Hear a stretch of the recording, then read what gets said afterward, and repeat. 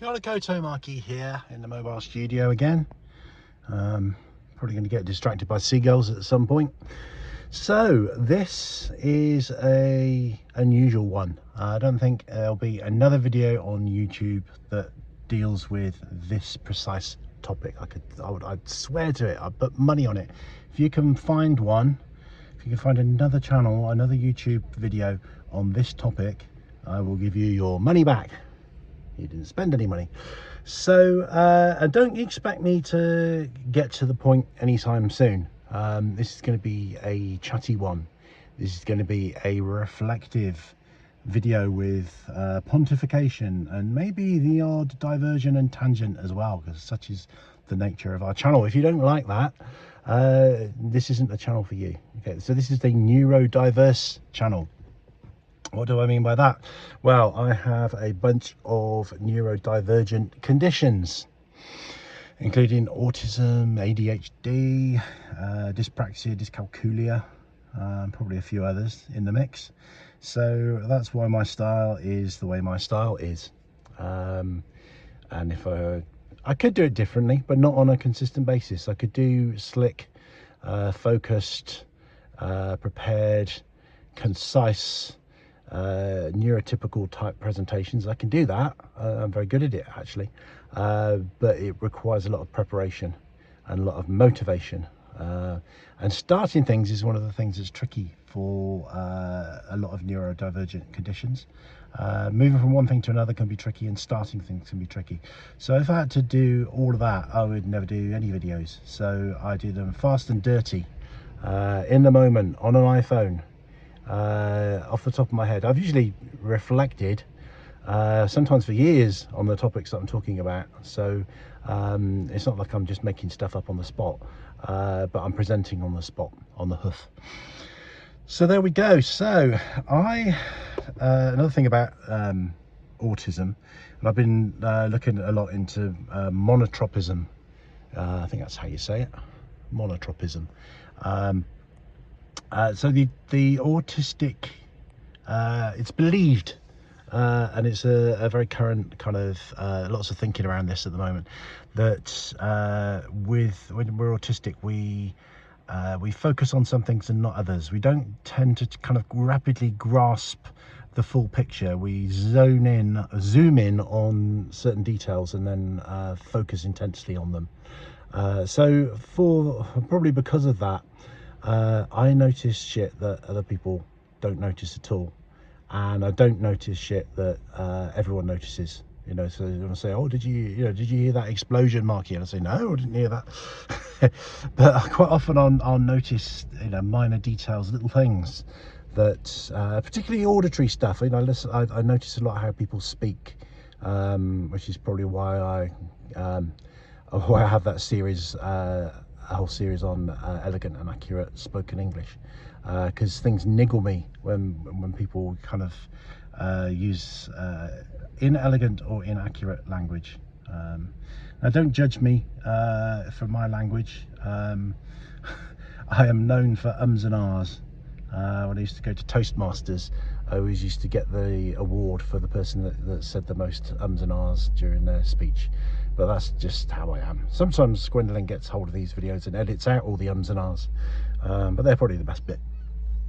Anyway, on to the point. So I noticed stuff, and one thing I noticed, because I grew up in the heavy metal scene, and I bought into all that culture. I had the long hair, and I could never grow it very long, annoyingly. It was really curly hair, and it just used to get matted. Or it used to go out kind of afro style. I wanted kind of long straight hair down to my belly, but it never happened. And a few years ago I had to say goodbye to the hair because it was just in really bad condition. And I've been a baldy ever since. So but I used to have the long hair as long as I could have it. Used to occasionally straighten it, and then it looked long. And then I went through a gothic era and used to kind of crimp it and make it spiky and make it stand up. So but I used to have the leather jacket and I had a denim jacket, which I've done a video on, which I've still got as a little art piece, with all the band patches on and band badges and stuff like that, and really bought into all that kind of culture. So I would notice, and so partly because I just noticed stuff that people don't normally notice, and partly because of my interest, you know, I would sort of sometimes sort of spot other young guys around and think, oh yeah, they're probably into heavy metal as well, because, you know, they've got long hair and they're wearing a denim jacket or something like that. But one thing I noticed, and I still notice this to this day, is that there seems to be a recurring stereotype, not stereotype, I don't know what the word is, a type, yes, just a type. Young men with long hair, and I'd usually see them when I'm driving. I'd be driving past and I'd see them walking along with really weird posture. So they'd be walking funny, basically. Not walking funny in the kind of the sense that you think, oh, that person's got some joint problems or a disability, but just the unusual posture. And often they were slightly bent forward, leaning forward. And maybe because of the long hair used to sort of hang down like a spaniel's ears, maybe it exacerbates that and makes it easier to spot. But I noticed that, and I can't tell you how many times I've seen all over, I wouldn't say all over the world, but all over the UK where I grew up and spent most of my life, would see these people on a regular basis. And I thought, well, what is it about young guys with long hair that walk funny? And it's taken me how long? 30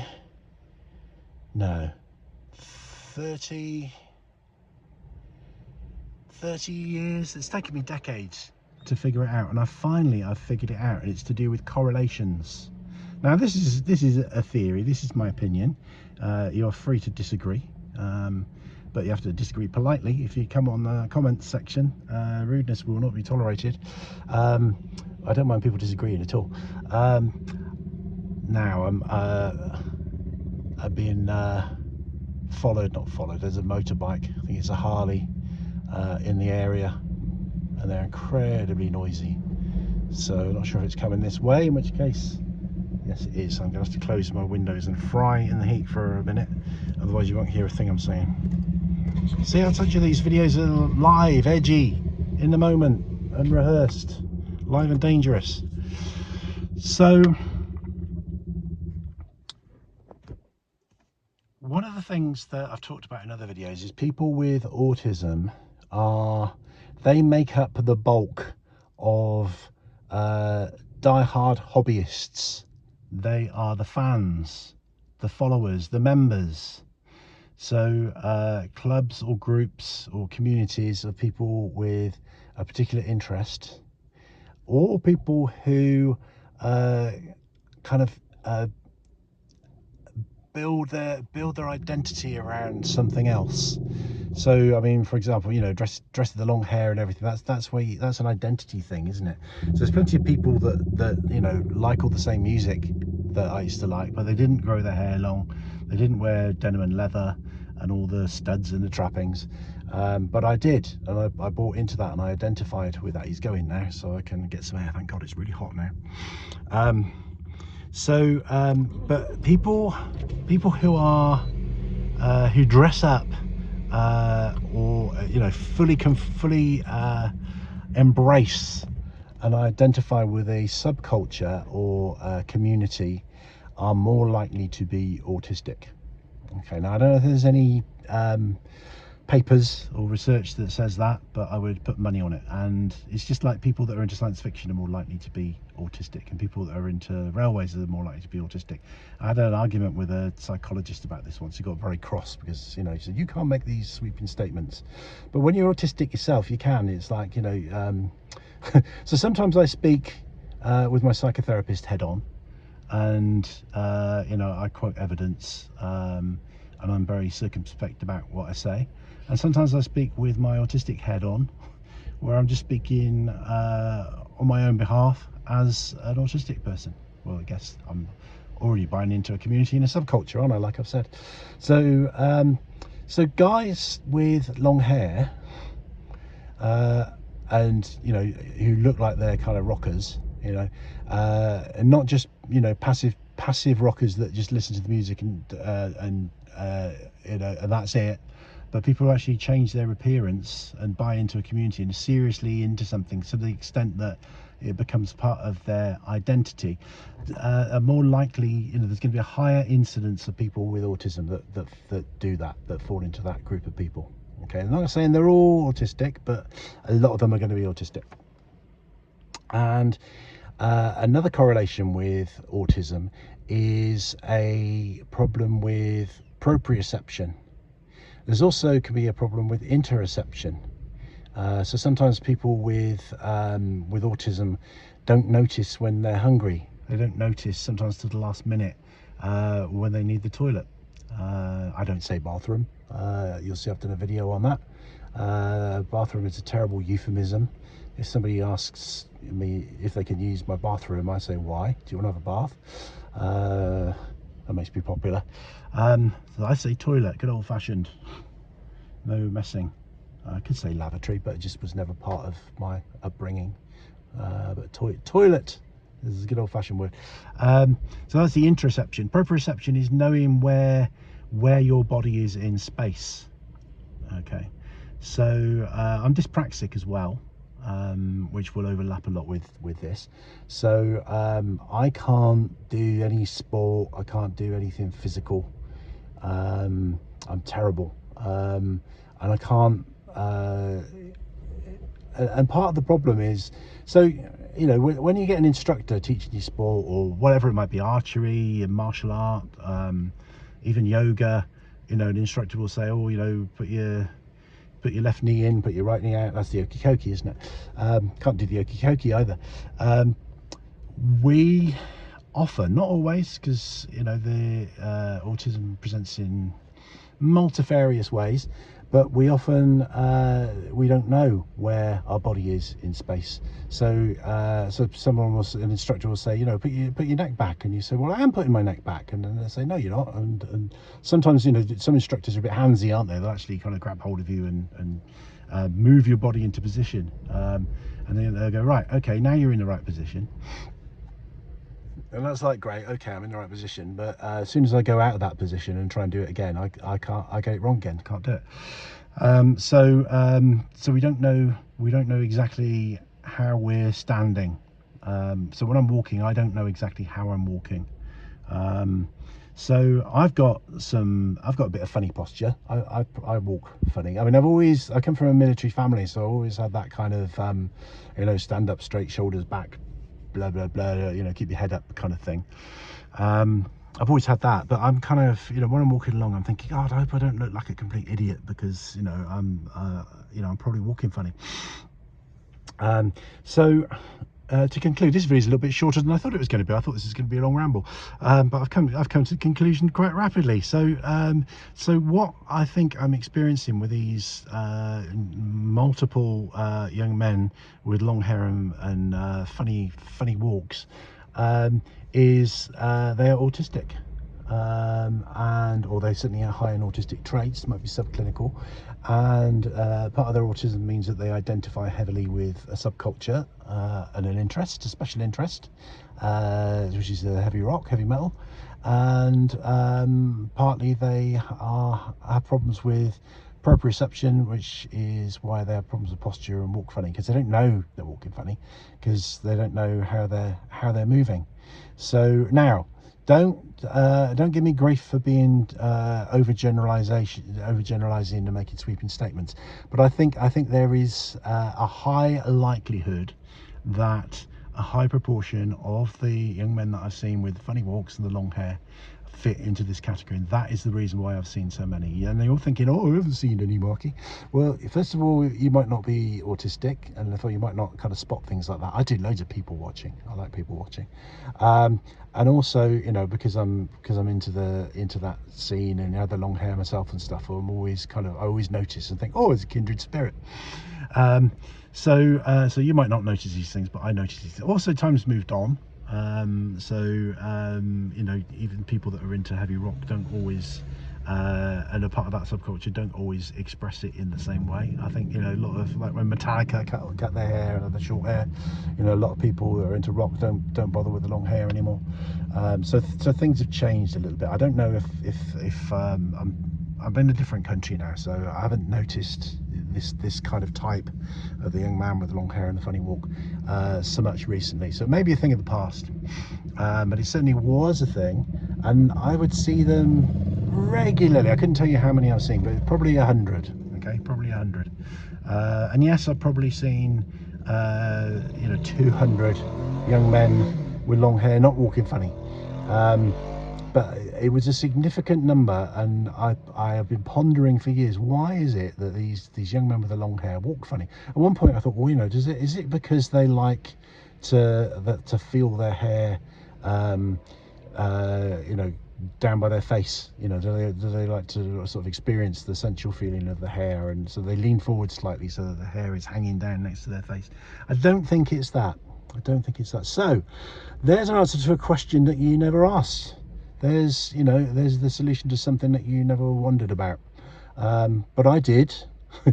And I am confident that for, you know, a good proportion of these cases that my hypothesis is correct. Now tell me what you make of that. Yes, Marky, you know, don't just say Marky, it's weird that you notice shit like that. What's the matter with you? We know what's the matter with me. I'm autistic, and that's what we do. Okay, so if you don't identify with that, that's fine. You know, that's because I'm a bit different. If you do identify with that, and you notice, if you're autistic and you notice shit that normal people don't notice, tell me in the comments what it is you notice. I'll tell you another thing I notice: eyebrows and teeth. I'm fixated on eyebrows and teeth. If people have got uneven teeth or like twisted teeth and that kind of thing, and I'm talking to them, I can't stop looking at their teeth. And if they've got funny eyebrows, what I mean by funny eyebrows, usually it's like either unkempt eyebrows, so, you know, they're kind of, you know, bushy, sticky outy eyebrows, or sculpted eyebrows that have just been done in an unusual way. You know, maybe sometimes people just look really kind of severe and harsh because they've got these kind of angular eyebrows.